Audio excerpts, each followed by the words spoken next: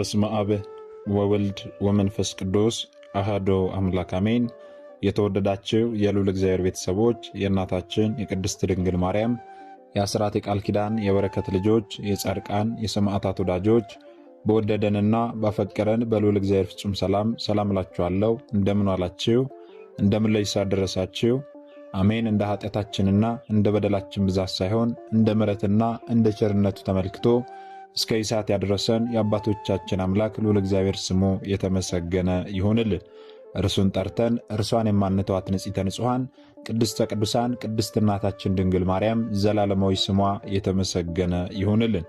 እንግዲህ እንደ እግዚአብሔር አምላካችን መልካምና በጎ ፍቃድ ዛሬ የምንማማረው ግንቦት አንድ ቀን የግንቦት ልደታ ወይም ደግሞ ልደታ ለማርያም እያልን የእናታችን የእመቤታችን የቅድስት ድንግል ማርያምን ዓመታዊ ክብረ በዓል በታላቅ ድምቀት እናከብራለን።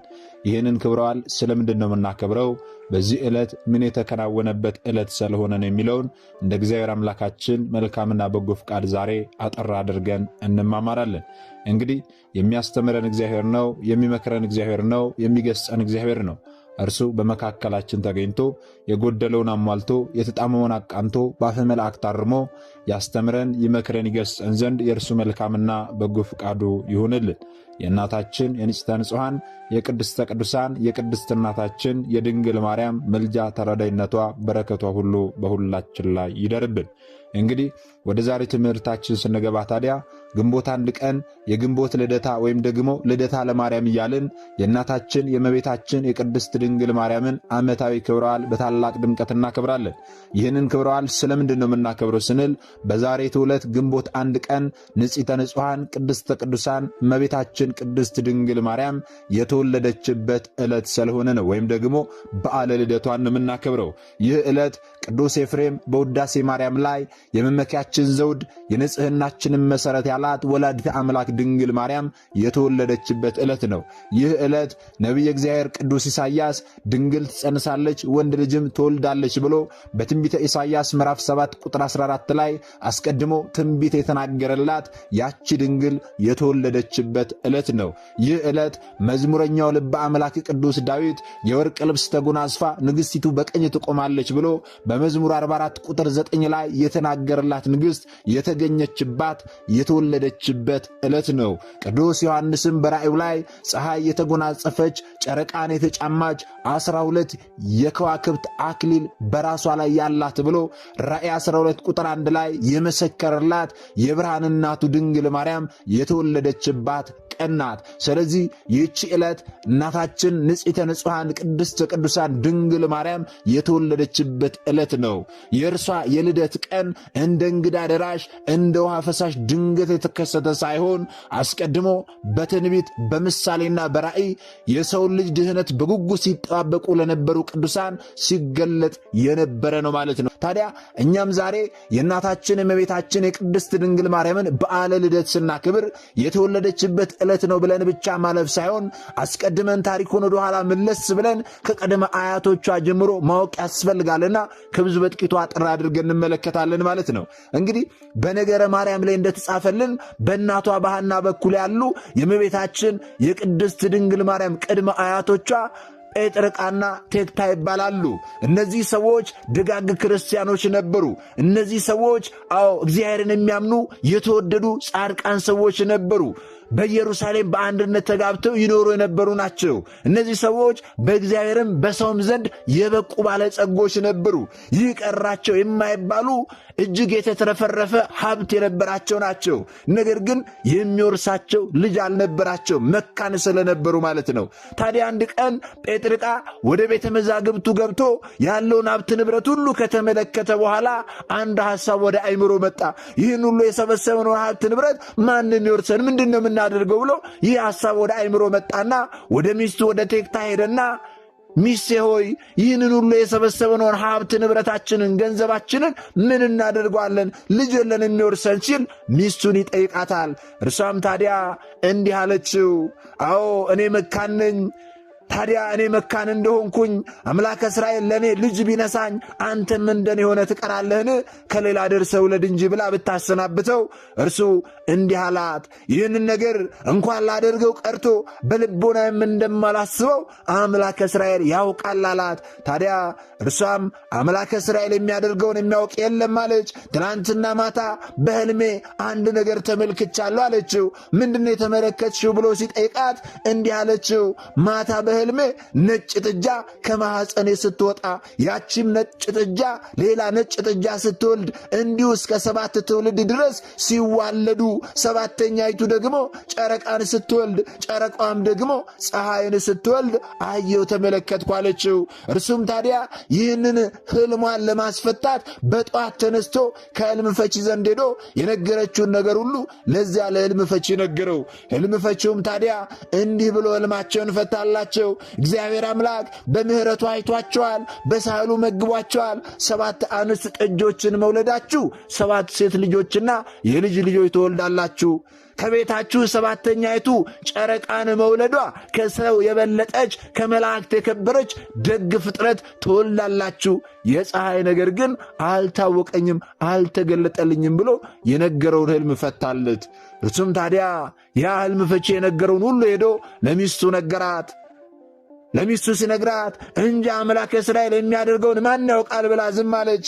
ታዲያ ይህንን ሕልም ከተመለከተች በኋላ ሕልሟን በእንዲህ ሁኔታ ከተፈታ በኋላ እናታችን ቅድስት ቴቅጣ ጸንሳ በ9 ወሯ ሴት ልጅን ወለደች። ስሟንም ሄሜን ብላ ሰየመቻት። ሄሜንም ደግሞ አድጋ ለአካለ መጠን ስትደርስ አጋቧት፣ ሴት ልጅ ወለደች። እሷም በ8ኛ ቀኗ ድርዴ ብላ ስም አወጣችላት።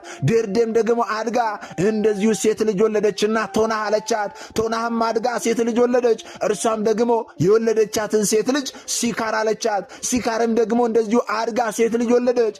የወለደቻትን ልጅ ሴትና አለቻት። ሴትናም ደግሞ እንደዚሁ ሴት ልጅ ወለደችና ሄርሜላ አለቻት። ሄርሜላም እንደዚሁ ሴት ልጅ ወልዳ ንጽሕተ ንጹሐን ቅድስተ ቅዱሳን እመቤታችን ድንግል ማርያምን የምትወልደውን ሐናን ወለደቻት። አስተውሉ ወገኖቼ። ይህችም ሐና ታዲያ በሥርዓት ካደገች በኋላ ለአካለ መጠን ስትደርስ ከቤተ መንግሥት ወገን ከነ ቅዱስ ዳዊት ወገን ከሆነው ከቅዱስ ኢያቄም ጋር አጋቧት። እነዚህ ቅዱሳን ኢያቄምና ሐና በአንድነት ተጋብተው ሲኖሩ እነርሱም ልጅ አጡ። ለዘመናት እግዚአብሔር አምላክን ልጅ ስጠን ብለው ሲማጸኑ ቆዩ። ከዕለታት በአንደኛው ቀን ወደ ቤተ እግዚአብሔር ሄደው ሲጸልዩ ሲያዝኑ አሉ። ሐዘናቸው እንደምንድን ነው ቢሉ ቅዱስ ኢያቄም አቤቱ ጌታዬ ሆይ የአባቶቼ የእስራኤል አምላክ እኔ ባሪያህ እለምንሃለሁ፣ አትጣለኝ፣ አትናቀኝ፣ ጸሎቴን ስማኝ፣ ፈቃዴን ፈጽምልኝ፣ ለዓይኔ ማረፊያ ለልቤ ተስፋ የሚሆን የተባረከ ወንድ ልጅ ስጠኝ ብሎ ሲለምኑ አለ። አስተውሉ። እናታችን ቅድስት ሐናም በበኩሏ ደግሞ አቤቱ ጌታዬ ሆይ የአባቶቼ የእስራኤል አምላክ እኔ ባሪያህ እለምንሃለሁ፣ ስማኝ፣ ለዓይኔ ማረፊያ ለልቤ ተስፋ የምትሆነኝ የተባረከች ልጅ የማኅፀኔን ፍሬ ስጠኝ ብላ ስትለምን ዋለች ማለት ነው። ቅዱሳን ኢያቄምና ሐና ወደ ቤተ እግዚአብሔር ሄደው በእንዲህ አይነት ሁኔታ አዝነው ተክዘው ወደ እግዚአብሔር አምላክ ልጅ ይሰጣቸው ዘንድ ሲማጸኑ ቆዩ። እንደዚህ ሲማጸኑ ከቆዩ በኋላ ወደ ቤታቸው ሲመለሱ ሳለ በመንገድ ላይ እናታችን ቅድስት ሐና አንድ ነገር ተመለከተችና እጅጉን አዘዘች፣ አምርራም አለቀሰች። ወገኖቼ ምንድነው የተመለከተችው ስንል ርግቦች ከጫጩቶቻቸው ጋር ሲጫወቱ ተመለከተችና እጅጉን አለቀሰች። አቤቱ ጌታዬ ሆይ ለዚች ግዕዛን ለሌላት እንስሳ ልጅ የሰጠ አምላክ ምን ነው ለኔ ልጅ ነሳይም ብላ ምን ነው ሐናን ድንጋይ አድርገህ ፈጥረሃታልን ስትል እጅጉን አምርራ አለቀሰች። ወገኖቼ እንዲህ ብላ አምርራ ካለቀሰች በኋላ ወዲያውኑ ወደ ካህኑ ወደ ዘካርያስ ሄደው አቤቱ ጌታችን ሆይ ወንድ ልጅ ብንወልድ ተምሮ ቤተ እግዚአብሔርን አገልግሎ እንዲኖር እንሰጣለን፣ ሴት ልጅን ብንወልድ ማይ ቀድታ መሶበ ወርቅ ሰፍታ መጋረጃ ፈትላ ካህናትን አገልግላ እንድትኖር እንሰጣለን ብለው ስዕለትን ገቡ፣ ተሳሉ። ካህኑ ዘካርያስም እግዚአብሔር አምላክ ጸሎታችሁን ይስማላችሁ፣ ስዕለታችሁን ይቀበለላችሁ፣ ጻዕቀ ልቦናችሁን ይፈጽምላችሁ ብሎ አሳረገላቸው። ከዚህ በኋላ ቅድስት ሐናና ቅዱስ ኢያቄም ዕለቱኑ ነገር አይተው ራእይ አይተው ነገር አግኝተው አደሩ። ራእዩስ እንዴት ነው ቢሉ ቅዱስ ኢያቄም ሰባቱ ሰማያት እንደ መጋረጃ ተገልጠው ከላይኛው ሰማይ ነጭ ወፍ ወርዶ በራሴ ላይ ሲቀመጥ አየሁ አለ። ወፍ የተባለው ጌታችን መድኃኒታችን ኢየሱስ ክርስቶስ ነው። ነጭነቱ ንጹሐ ባሕሪው ነው። ከላይ ከሰማይ ነጭ ወፍ ወርዶ በራሴ ላይ ሲቀመጥ አየሁ ማለቱ የኢያቄምን ባሕሪ እንዳደረገው ሲያጠይቅ ነው። ሰባቱ ሰማያት የተባሉ የጌታችን ልዩ ልዩ ባሕሪው ነው። ምልአቱ፣ ስፋቱ፣ ርቀቱ፣ ልዕልናው፣ እበዩ፣ መንግሥቱ ናቸው። ሐናም ደግሞ በበኩሏ እኔም አይቻለሁ አለች። ምንድነው ያየሽው ብሎ ቢጠይቃት ነጭ ርግብ መጥታ በራሴ ላይ ወርዳ በጆሮዬ ገብታ በማኅፀኔ ስትተኛ አየሁ አለችው። ርግብ የተባለች እመቤታችን ቅድስት ድንግል ማርያም ናት። ነጭነቷ፣ ንጽሕናዋ፣ ቅድስናዋ፣ ድንግልናዋ ነው። ነጭ ርግብ መጥታ በራሴ ላይ ተቀምጣ ከራሴ ወርዳ በጆሮዬ ገብታ በማኅፀኔ ስትተኛ አየሁ ማለቷ ደግሞ ብስራተ ገብርኤልን በጆሮዋ ሰምታ እመቤታችን ቅድስት ድንግል ማርያም ጌታችንን መጽነሷን ሲያጠይቅ ነው። ይህንንም ራእይ ያዩት፣ ይህንንም ነገር ያገኙት ደግሞ ሐምሌ 30 ዕለት ነው ወገኖቼ። ታዲያ ሐምሌ 30 ቀን ይህንን ራእይ አይተው ነገር አግኝተው ሲያድሩ ይህንን ካገኘንማ፣ ይህንን ራእይ ካየንማ አሁኑኑ በምንጣፍ እንገናኝ፣ አሁኑኑ በሩካቤ ሥጋ እንገናኝ አላሉም። እነሱ ምን አደረጉ ስንል ፍቃደ እግዚአብሔር ቢሆን ብለው አዳምና ሔዋንን ብዙ ተባዙ ምድርንም ሙሏት ብሎ ያበሰረ አምላክ ለእኛም የሚልክልን የለምን ብለው ዕለቱን አልጋ ምንጣፍ ለይተው እስከ 7 ቀን ድረስ ለየብቻቸው ሰነበቱ። ሁለቱም ፈቃደ እግዚአብሔርን ሲጠይቁ ለ7 ቀን ብቻ ለብቻ ሆነው በጸሎት ላይ ሳሉ ነሐሴ በባተ በሰባተኛው ቀን ወይም ደግሞ ነሐሴ 7 ቀን ከሰው የበለጠች ከመላእክት የከበረች ዓለሙ ሁሉ ተሰብስቦ ቢመዘን አንድ የራሷን ፀጉር የማያህል ደግ ፍጥረት ትወልዳላችሁና ዛሬ በሩካቤ ሥጋ ተገናኙ ብሏቸዋል ጌታ ብሎ መላኩ ለሐና ነገራት። በፈቃደ እግዚአብሔር በብስራተ መልአክ እመቤታችን እግዝእትነ ማርያም ንጽሕተ ንጹሐን ቅድስተ ቅዱሳን ድንግል ማርያም እሁድ ዕለት ነሐሴ 7 ቀን ተጸነሰች ማለት ነው። በእውነት ክብር ለአምላካችን ይሁን።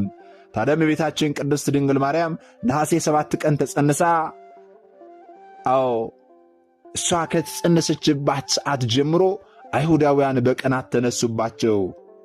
ለምንድን ነው በቅናት የተነሱባቸው ስንል እመቤታችን የተጸነሰች ዕለት አይሁድ ቀንተው ተነሱባቸው። ቅናቱ እንዴት ነው ቢሉ ደግሞ ሳሚናስ የሚባል የጦሊግ ልጅ ከኤዶቅ ካጎቱ ቤት ሄዶ ሞተ።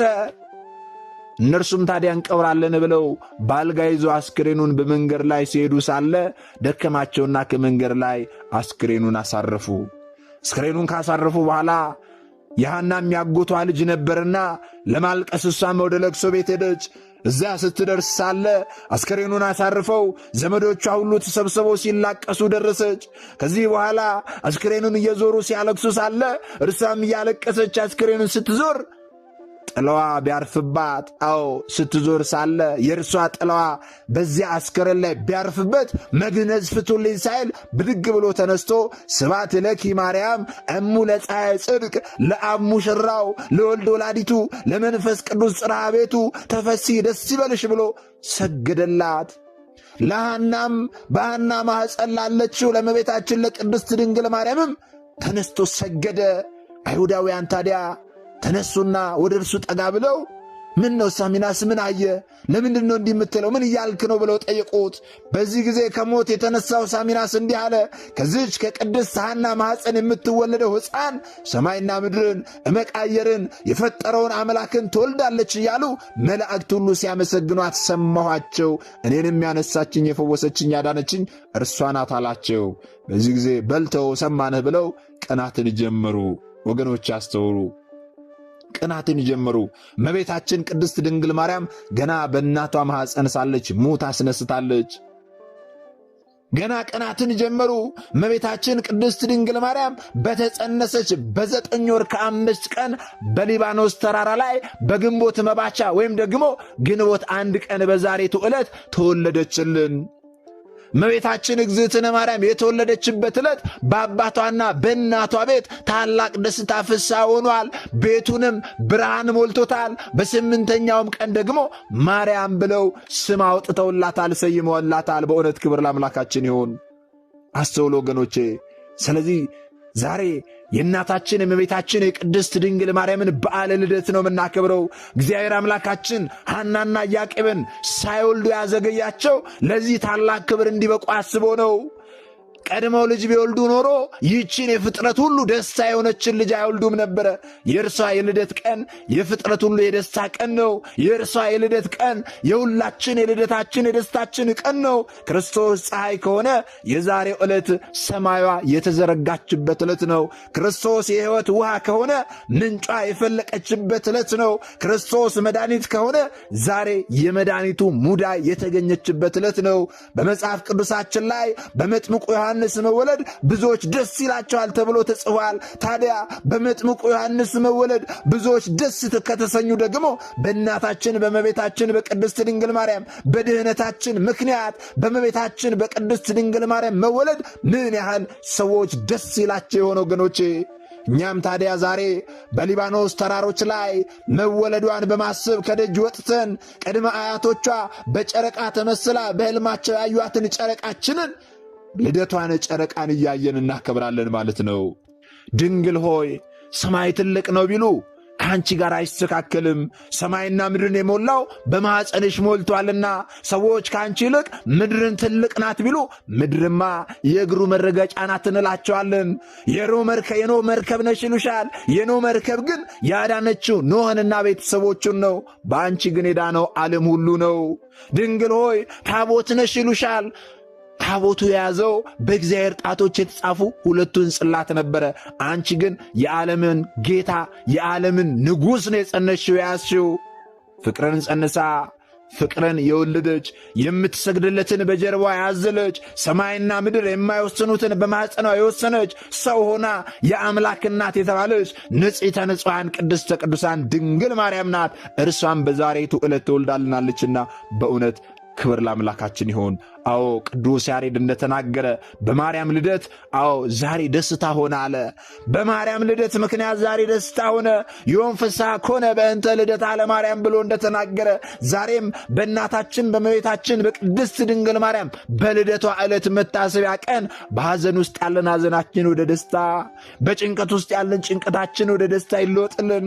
የታመሙትን ትፈውስልን፣ የተቸገሩትን ከችግራቸው ታውጣልን፣ ዓለማችንን ሰላም ታደርግልን ወገኖቼ። ስለዚህ በእመቤታችን በቅድስት ድንግል ማርያም ልደት ሐዘናችን ሁሉ ጠፍቶ ችግራችን ሁሉ ተወግዶ የልባችን መሻት ሁሉ ተፈጽሞ የሕይወታችን ቋጠሯችን ሁሉ ተፈቶ በደስታ የምንኖርበት ያድርግልን። እመቤታችን ቅድስት ድንግል ማርያም ከልጇ ከወዳጇ ከጌታችን ከመድኃኒታችን ከኢየሱስ ክርስቶስ ዘንድ ታማልደን ወገኖቼ፣ ኃጢአታችን በደላችን ሁሉ ታስተስርልን።